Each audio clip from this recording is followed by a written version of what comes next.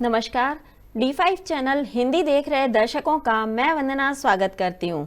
10 अप्रैल को world homeopathy day मनाया जाता है और आज हमारे साथ मौजूद हैं homeopathic expert doctor H.K. Kharbanda ji. Doctor Kharbanda, आपका बहुत बहुत स्वागत है हमारे इस प्रोग्राम में। धन्यवाद वंदना जी। नमस्कार सभी को। Doctor Kharbanda, world homeopathic day क्यों मनाया जाता है ये तो हम बाद में बात करेंगे, लेकिन एक चीज़ जो मेरे दिमाग में काफ़ी टाइम से चल रही है वो ये है कि अगर 6 मरीज हैं और 6 मरीजों एक ही बीमारी के, और उन 6 मरीजों को अगर होम्योपैथिक की दवाई दी जाती है तो सभी को अलग अलग दवाई दी जाती है, जबकि बीमारी सबकी एक होती है। तो ऐसा क्यों है, इसके पीछे क्या वजह है? इसके पीछे वजह जानने के लिए वहीं जाना पड़ेगा जिसकी बात आप कह रहे थे कि मैं बाद में जी। करूंगी। इसकी वजह होम्योपैथी का सिद्धांत है। होम्योपैथी का सिद्धांत है लाइक क्योर्स लाइक। ठीक है, सिमिलिया सिमिलिबस क्यूरेंटोर। सो जो जैसे कि कोई हम किसी भी पदार्थ को ले लें, अगर वो हेल्दी ह्यूमन बीइंग को दिया जाए तो वो जैसे सिम्टम प्रोड्यूस करता है वो वैसे ही सिम्टम्स को ठीक करने की क्षमता भी रखता है। ये होम्योपैथी का सिद्धांत है। और चूंकि होम्योपैथिक दवाइयां हेल्दी ह्यूमन बीइंग पे प्रूव की जाती हैं, मॉडर्न मेडिसिन की तरह जानवरों पे नहीं, मनुष्यों पे प्रूविंग होती है, तो इसलिए माइंड के सिम्टम इसमें बहुत ज्यादा वैल्यू रखते हैं। तो माइंड सबका अलग अलग चलता है और शरीर का जो मूल कारण, जैसे आयुर्वेद में त्रिदोष माना जाता है, वात पित्त कफ। हम एलोपैथिक मॉडर्न मेडिसिन में वायरस बैक्टीरिया फंगस ये माने जाते हैं।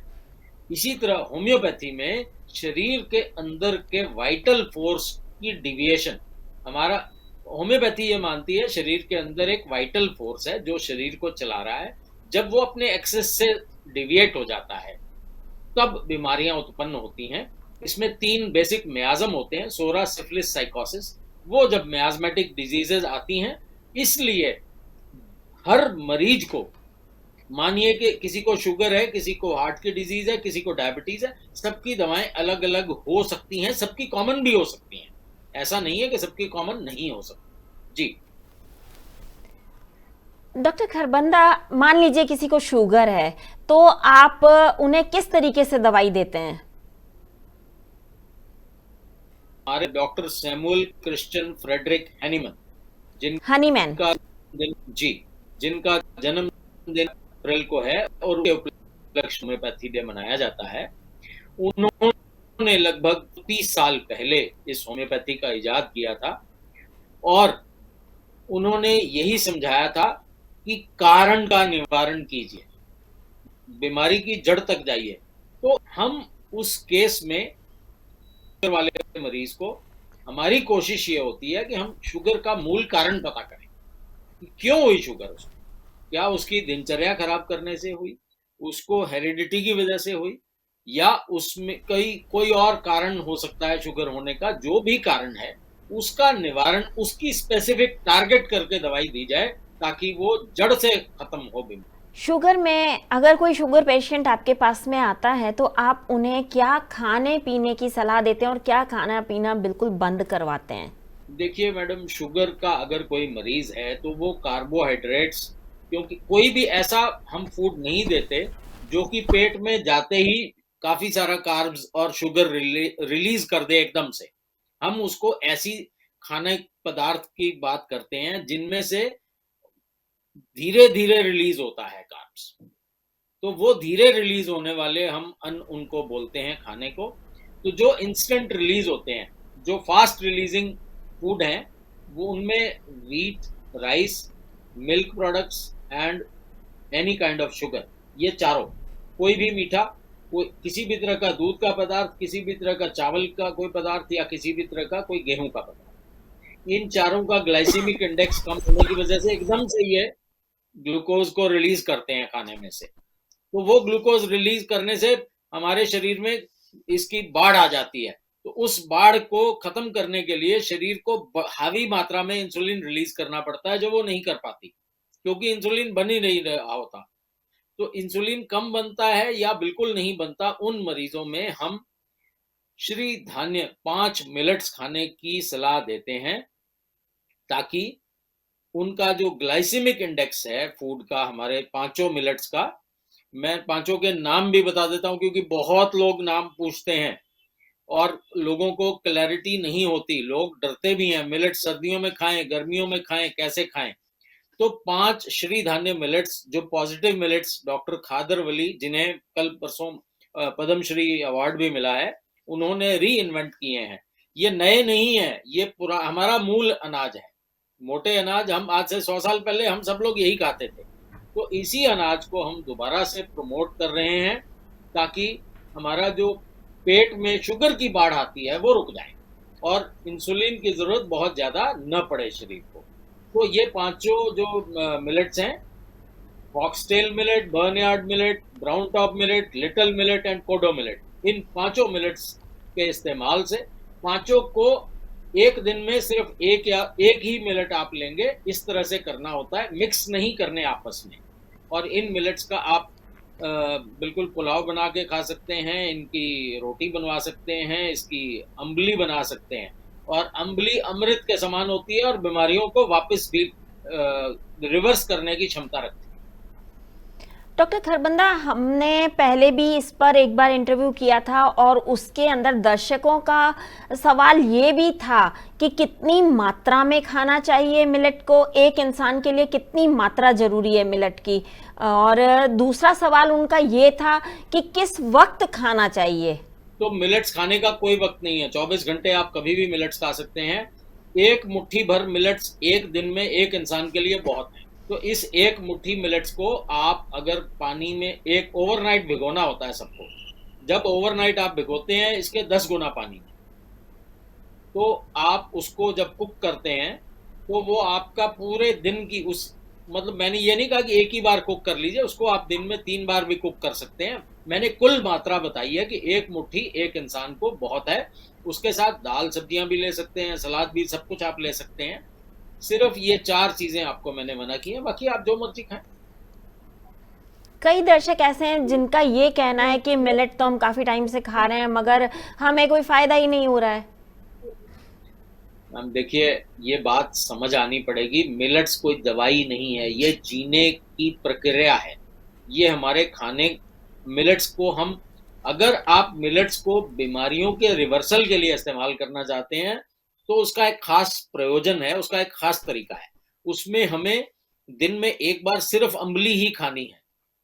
अगर आप प्रोटोकॉल के हिसाब से, हमारी एक डॉक्टर खादर वली ने प्रॉपर एक किताब बनाई हुई है और उस किताब के हिसाब से प्रोटोकॉल चलते हैं। उसमें सारा कुछ लिखा हुआ है, किस बीमारी में कौन से सुबह पत्तों का काढ़ा पीना है, कौन से मिलेट कितने दिन खाने हैं और किस सीक्वेंस में खाने हैं, और उनकी अगर आप अम्बली खाएंगे और साथ में अगर आवश्यकता हो तो होम्योपैथी या आयुर्वेदिक दवाइयों का इस्तेमाल करेंगे और अपना लाइफस्टाइल हमारी तरह से अगर करेंगे, इसके लिए देखो वंदना जी, बिल्कुल देखिए, पीडीएफ तो हम बिल्कुल सबको दे देते हैं, लेकिन हमें बड़े आपके चैनल के माध्यम से रिक्वेस्ट आते हैं कि आप हमें कॉल्स लीजिए और हमारी कंसल्टेशंस कीजिए। वो बड़ा मुश्किल हो जाता है वंदना जी। तो इसके लिए गुजारिश है मेरी कि अगर किसी ने लंबी बातचीत करनी है, लंबी कंसल्टेशन लेनी है, तो उसके लिए अपॉइंटमेंट लें, उसकी एक नॉमिनल सी 1000 रुपए की फीस दें और फिर उनको चाहे आधे घंटे की वीडियो कॉल मिल जाएगी। लेकिन कृपया, पीडीएफ के हम कोई चार्जेस नहीं ले रहे किसी से, बिल्कुल फ्री ऑफ कॉस्ट पीडीएफ देते हैं, या कोई एक आधा सवाल हो तो उसका जवाब भी दे देते हैं। लेकिन बहुत लंबी बात समय के अभाव की वजह से नहीं कर पाते। लेकिन समझ आना चाहिए कि देखिए, मिलेट कोई जादू की पुड़िया नहीं है, ये जीवन जीने की कला है। इसको आप जीवन में अडॉप्ट कर लीजिए, सारी उम्र मिलेट खाइए, फर्क आएगा ही आएगा। अब किसी को देखिए कोई स्टेज 4 कैंसर है, तो उसमें तो मिलेट्स को हमें सिर्फ मिलेट्स एम्बली के रूप में देना पड़ेगा, साथ में रिक्विजिट दवाइयां देनी पड़ेंगी, तब जाके आपको प्रॉपर डिजीज से रिवर्सल तभी होगा। क्या होम्योपैथिक में शुगर की बीमारी का कोई इलाज है? देखिए, होम्योपैथी और आयुर्वेदिक, ये आयुर्वेद और होम्योपैथ, इन दोनों में दुनिया की लगभग हर बीमारी का इलाज है।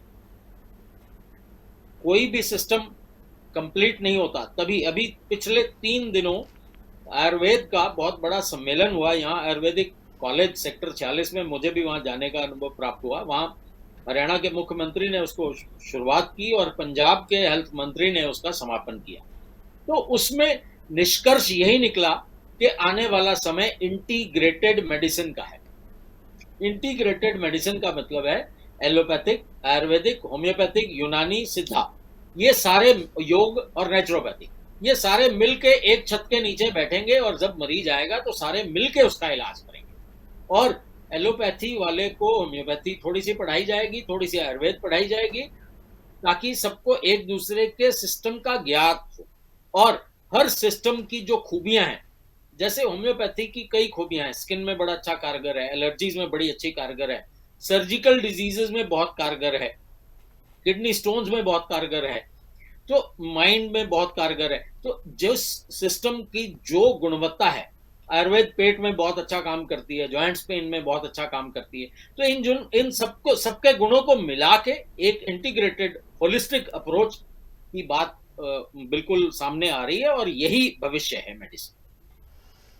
शुगर पेशेंट्स को आप क्या सावधानियां रखने को कहेंगे? देखिए, बिल्कुल शुगर, पहली बात तो हमें समझना पड़ेगा शुगर होती क्यों है। और एक बात और, एक सी पेप्टाइड नाम का टेस्ट है जो ये बता देता है कि आपका शरीर इंसुलिन बना रहा है कि नहीं बना रहा। इस टेस्ट को बहुत ज्यादा प्रमोट नहीं किया जाता, हालांकि सिर्फ यही असली टेस्ट है जो ये बताता है कि आपके शरीर में कितना इंसुलिन बन रहा है कि नहीं बन रहा। तो मेरे पास अभी कल परसों ही किसी मरीज का आया कि मेरा जी मिलेट्स खा रहा हूँ 6 महीने से, सी पेप्टाइड तो मेरा बिल्कुल नील है, इंसुलिन तो बन नहीं रहा, अब फर्क नहीं पड़ रहा जी, क्या करूं। अब भाई क्या करूं, अब बात वही है, इतने लंबे जवाब देना बड़ा मुश्किल महसूस होता है। तो उसके लिए मेरी गुजारिश यही है, पर्सनलाइज्ड कंसल्टेशंस अगर आप ले लें तो हम आधा घंटा आपको दे सकते हैं और एक एक चीज का निवारण कर सकते हैं। उसमें अम्बली, बाकी देखिए छुपाया हमने कुछ नहीं है, बताना वही है जो किताब में लिखा है, और किताब सबको दी हुई है, उसमें सारे वीडियो के लिंक्स भी हैं, अम्बली बनाने के भी लिंक्स हैं, प्रोटोकॉल भी लिखे हैं, उसी प्रोटोकॉल को फॉलो अप कराना है। हो सकता है दवाइयां, देखिए होम्योपैथिक में कुछ दवाइयां तो ऐसी हैं जो सब कोई इस्तेमाल कर सकते हैं, साइजीजियम जेम्बोलम क्यू, ये जामुनों का अर्क है, कोई भी इस्तेमाल कर सकता है, एब्रोमा एगस्टा, सिफ्लेंट्रा इंडिका, ये 3 दवाइयां ऐसी हैं ये हर कोई इस्तेमाल कर सकता है। लेकिन इसके साथ साथ कारणों की दवाई वो इंडिविजुअलाइज केस हिस्ट्री, 1 घंटे की केस हिस्ट्री लेने के बाद इंडिविजुअलाइजेशन करके ही दी जा सकती है और उसी से जड़ से ठीक हो जाते हैं। बाकी जहां तक आपने दिनचर्या की बात पूछी, तो हम ये कहते हैं शुगर वाले घास फूस खाएं, 5 मिलेट्स आप खा सकते हैं। सुबह नाश्ते में आप स्प्राउट्स ले सकते हैं, स्प्राउट्स में काले चने, हरे मूंग साबुत की दाल और मेथी, इन तीनों के स्प्राउट आप लीजिए जितने मर्जी। दोपहर को आप खूब सारा सलाद खा सकते हैं, 1 प्लेट 2 प्लेट हरा कोई भी सलाद, और रात को आप सब्जियों का सूप पी सकते हैं। जिन चीजों का आपने दोपहर को सलाद खाया उनको कुकर में डालिए, 1 सीटी आने दीजिए, तो वो हल्की सब्जियां भी हाफ कुक हो जाएंगी, वो सब्जियां भी खाइए और सूप भी पीजिए। ये पेट भरने के लिए, बाकी स्वाद के लिए जो घर में बनता है वो आप खाइए, कुक्ड दाल सब्जी जितनी मर्जी खा सकते हो, क्योंकि प्रोटीन की भी आवश्यकता है, शरीर को एनर्जी के लिए प्रोटीन की आवश्यकता है, तो प्रोटीन कहाँ से मिलेगी, दाल सब्जियां हमें खानी ही पड़ेंगी। जो हैवी दालें हैं वो दोपहर को आप जितनी मर्जी खाएं और 5 मिलेट्स का इस्तेमाल आप करें जो हमने प्रोटोकॉल में बताया हुआ है उसके अकॉर्डिंगली, और स्वस्थ रहें। और डायबिटीज रिवर्स हो सकती है, बड़े आसानी से हो सकती है, और मैं दावे के साथ कह सकता हूं अगर आपको पिछले 5 सालों में पहली बार डायबिटीज का पता लगा है तो बिल्कुल 100% रिवर्स हो सकती है। डायबिटीज पेशेंट के लिए वॉक करना कितना जरूरी है और किस टाइम वॉक करना सबसे ज्यादा बेनिफिशियल होता है?